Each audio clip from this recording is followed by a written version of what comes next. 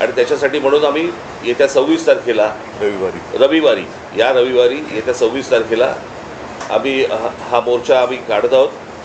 हा मोर्चा निघेल शिवाजी पार्क शिवतीर्थावरून हा निघेल आणि हा मोर्चा जाईल सिद्धिविनायकाच्या इकडे. तिथे जाऊन आम्ही देवाला साकडं घालणार आहोत की या सरकारला सुबुद्धी देव आणि याच्यासाठी म्हणून तिकडे आम्ही त्याची सांगता करणार आहोत.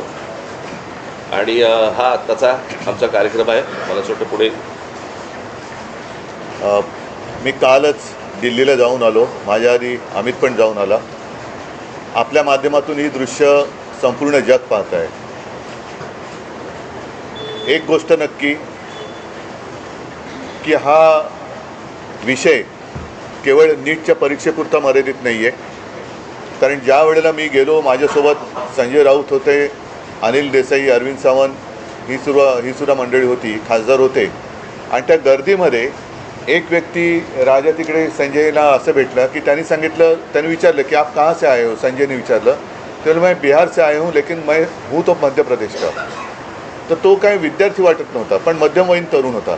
तर त्याला विचारलं आप क्यों आए हैं.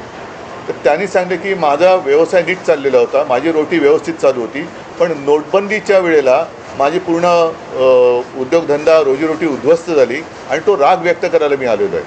म्हणजे हे काही एक निमित्त झाले असं म्हणा पाहिजे तर, परंतु हा गेल्या काही वर्षातला राग हा आता उफाळून वरती आलेला आहे. दुर्दैवाने आज मी वृत्तपत्रात वाचलं आणि कालच आपल्या माध्यमातून मी बघितलं की न्यायमूर्तींना किंवा न्यायालयाला या प्रकरणाकडे लक्ष द्यायला वेळ नाही असं ते म्हणाले. आता विषय असा झालेला आहे की दिल्लीमध्ये मलासुद्धा तिथल्या काही मुली भेटल्या आणि त्या संतप्त होत्या. त्या सांगत होत्या की आमचे कपडे फाडले गेले, वाटेल तसं मारलं गेलं, काही ठिकाणी तर लाठ्या काठ्यांना खिळे लावून, गजलेले खिळे लावून मारलं गेलं, डोकी फोडली गेली.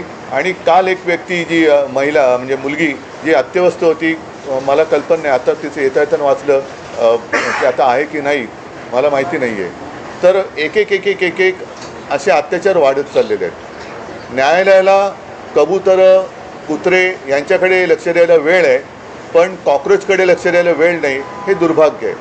आणि देशाची परिस्थिती आता अशी झाली का, आणि न्यायालयाची परिस्थितीसुद्धा अशी धृतराष्ट्रासारखी झाली का. म्हणजे द्रौपदीने धृतराष्ट्राकडे न्याय मागण्यासारखं झालेलं आहे. आता मधल्या काळामध्ये चंद्रचूड यांनी न्यायालयाच्या न्यायदेवतेच्या डोळ्यावरची पट्टी काढली होती. ती न्यायदेवतेने परत पट्टी बांधली आहे का आणि कशासाठी बांधलेली आहे. हे एकूणच जे चाललेलं आहे हे सरकार आता कोणाला आपलं वाटते असं दिसत नाही आहे. कारण मी ज्या वेळेला तिथे पोचलो तेव्हा जसं आत्ता राज म्हणाला की आता विषय केवळ धर्मेंद्र प्रधान यांच्या राजीनाम्यापुरता नाही, तर ह्या मुलांना, या विद्यार्थ्यांना आता हे सरकार नकोसं झालेलं आहे. हेच विद्यार्थी होते, हीच मुलं होती ज्यांनी अच्छे दिन याची अपेक्षा करत ह्या सरकारला निवडून आणलं होतं. पण हे सरकार निर्दयीपणाने वागतंय.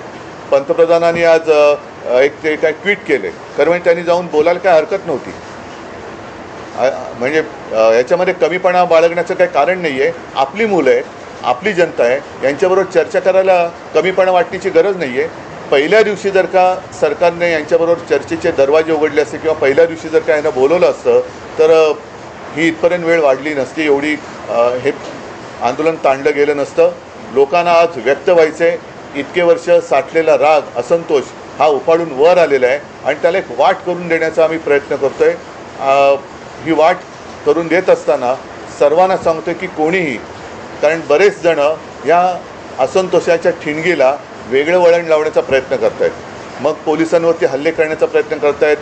काही गुंड म्हणजे सिव्हिल ड्रेसमधले लोक, यांच्यात पोलिसांच्या लाठ्या यांच्या हातात कशा आलेल्या आहेत. मग त्यांच्या तिकडे नावाची पट्टी पण नाही आहे, काही कपडे त्यांचे पोलिसांचे नाही आहेत. म्हणजे हे गुंड, आता माझं मग असं म्हणणं आहे की हे आंदोलन मोडायला पाकिस्तानमधून गुंड भाजपने आणलेत का. कारण यांची काय ओळख पाळख काही नाही आहे. त्यांना ओळख विचारलं तर सरळ ते काही त्यांच्या निर्विकार चेहऱ्याने ते आपले बघतात लोकांकडे. काही त्यांना पडलेलं नाही आहे. ना मुलांच्या व्यथेची त्यांना जाणीव आहे, ना त्यांच्या वेदनेची त्यांना जाणीव आहे.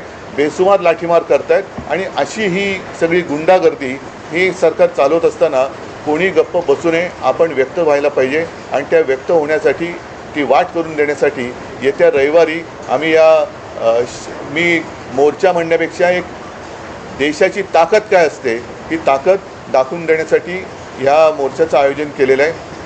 जसं राजने सांगितलं की शिवाजी पार्क ते सिद्धिविनायकला राज आपण जाऊन दोन गोष्टी करू. एक तर या सरकारला सुबूत दे, नाहीतर